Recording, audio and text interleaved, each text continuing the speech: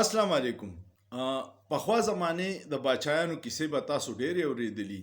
باچایان خو ډېر شاهي طبیعت والو، په نه څه خبره به یې څوک پانسي کول او څوک به یې پرېښودل. یو باچا و نو د څه خبره باندې د یو نایي نه ډېر خفه شو، نو په هغه باندې د پانسۍ آرډر وخېجو چې دی پانسي کې. خو بیا یې داسې په دغه کې ډېر په دې تکبر کې تپوس وکړو چې وایه اخري خواهش دې څه دی. نایي سوچ وکړو چې هسې مې مري خو راشه لاره د فرار وګوره. هغه ورته وایي صیبه ته خو هسې ما وجنې، خو زما یو هنر زده دی ډېر زیات نایابه، او هغه ما په ژوند کې چېرته نه دی په چا ازمیالی. نو که ما له موقع راکړې چې زه هغه هنر وکړمه نو دا به ستا ما سره ډېره فایده. نو باچا خو واده کړی وه چې زه اخري خواهش یې تپوس وکړو. وی وایه څه هنر دي زده کړی؟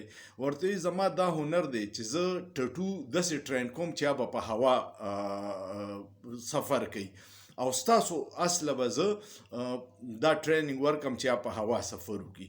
نو وی په دې به څومره ټایم لګي؟ وی په دې به 2 کاله لګي.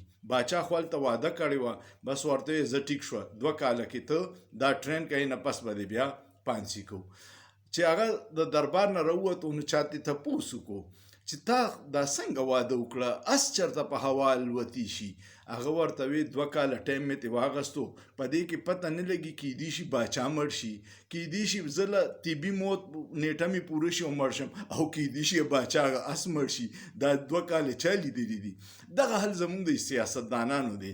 پرون زرداري صاحب یو لاهور کې پریس کانفرنس کې دا خبره کړې ده چې که چېرې موږ ته اقتدار میلاو شي نو زه به په خزانې 100 اربو ډالرو ته ورسوم. اوس 4 اربه ډالرې دي، او سوچ وکړئ چې زرداري صاحب 100 اربو ډالرو ته یې رسي چې خپله خزانه به څومره ډکوي.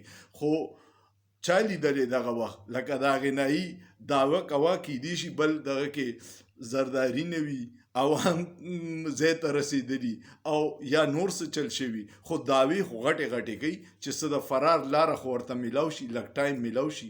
امید لرم ستاسو به ویډیو خوښه شوي. که ویډیو مو خوښه شوه نو کمنټ پې لازمي وکړئ، شیر یې کړئ دوستانو سره، او سوچ پې وکړئ، په سوچ کې څه ګناه نشته. شکریه.